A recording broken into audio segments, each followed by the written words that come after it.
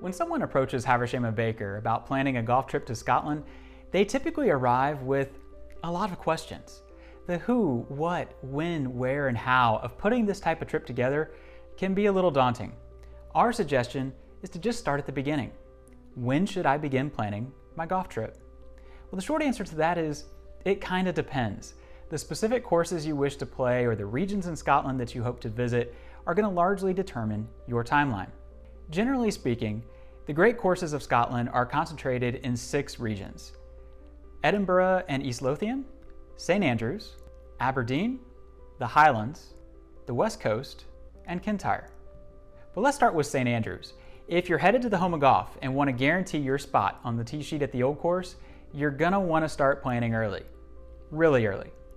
Haversham Baker typically receives our allotment of guaranteed Old Course tee times in April of the year preceding your trip. But by January, even before that, our waiting list of past travelers and folks who have said, "Put me down for an Old Course tee time," is already starting to form.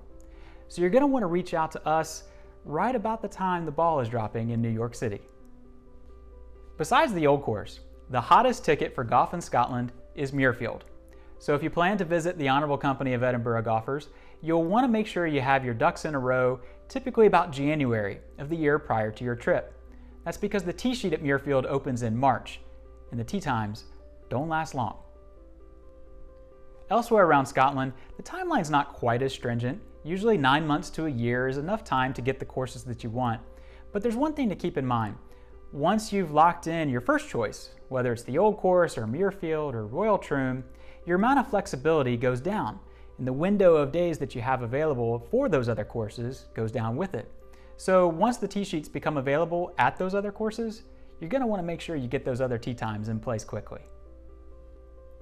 As you can probably tell, planning a golf trip to Scotland is sort of like doing a giant jigsaw puzzle. Getting from the box of pieces in your mind to the finished picture that is your itinerary takes a large investment of both time and patience. Of course, our expedition planning managers, they put the entire puzzle together for you to ensure an unforgettable experience.